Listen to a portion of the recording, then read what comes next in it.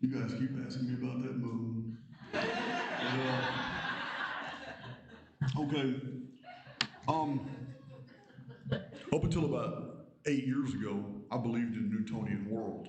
My very first published books are still from the perspective of a solar system and all that because I bought into that narrative. I had no other way of viewing reality except for the reality that was presented to me. I had not done that type of research to really understand that there were anomalies that were already scientifically documented, such as the absolute non-reference points in parallax. I didn't know that was a thing, but many astronomers have noted that there's no parallax and that NASA has to Photoshop parallax into a lot of its pictures. That's a problem.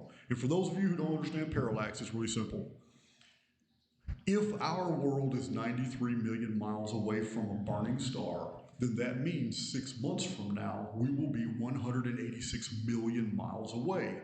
And there is no way at that distance that observatories can photograph the heavens 6 months apart at two different coordinates in the system and come up with the exact same star patterns. It's impossible. Stars would have moved, there would have been parallax because some of them were very close. Some of the luminaries are purported to be only 2.4 to 10 light years away. And if that's true, 186,000 million miles is plenty of space for parallax.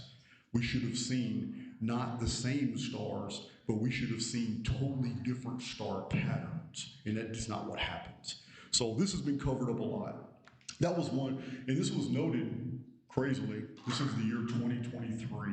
These scientific reports were published in the 1890s, and they still haven't been widely known. So Charles Fort's one person, William Corliss is another.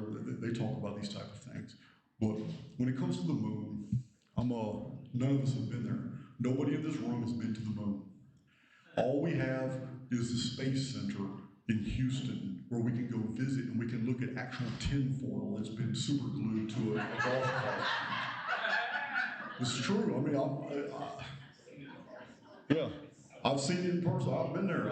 This is what we have. This is the narrative that they created in 1969, and they're sticking to their guns. I applaud them for that. They're sticking to their guns. However, they've now had to wake up the public by making statements like Elon Musk recently. Elon Musk was very serious, but he said we lost the technology to go to the moon. That was his answer.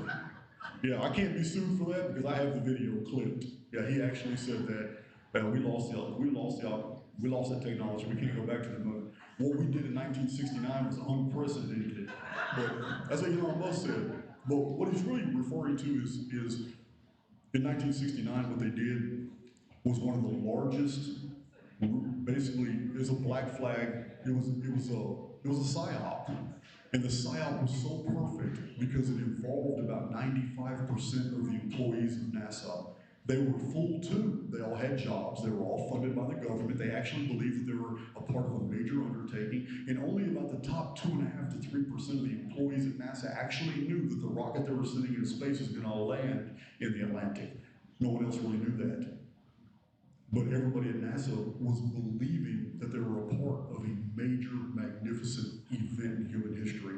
And it only came out like within 10 years after that that people started putting together the pieces, such as NASA has been very vehement that the manifests for the Apollo program have been published. Anybody can Google them. And on the manifest is every single thing they're supposed to have taken to the moon.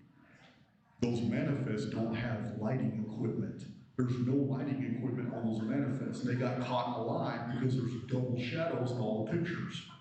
So this is little things like this don't add up. 1969 Dr. Pepper battle. Dr. Pepper bottle was airbrushed out of a lot of the 1969 Apollo film. Cables. Somebody had taken a blade and scratched hopes into the original NASA negatives. I don't want to spend too much time on the moon. It's just the whole thing is it gets ridiculous when you compare it with what other nations already knew, such as the Russians. The Russians were far advanced in their space program. Their materials are public record, and you can Google them. But they had already fried all their monkeys, dogs, and mice, sending them into the atmosphere. And they knew that there was nothing living getting out. They knew it wasn't going to happen. So they knew NASA wasn't sending any men to the moon. The whole thing was a stunt. So if you're interested in that, there's a book called Dark Moon, and I suggest anybody who wants to really know how deep the rabbit hole goes when it comes to NASA, to understand that NASA is not a space agency. NASA is an intelligence apparatus, and it always has been. So the NASA whistleblowers published a book called Dark Moon, and I've talked about it in my videos. It's a book that everybody should see, because once you see a black and white official NASA photograph that shows a Dr. Pebble bottle from 1969 sitting on a table on the moon, you'll understand it's all bullshit, every bit of it.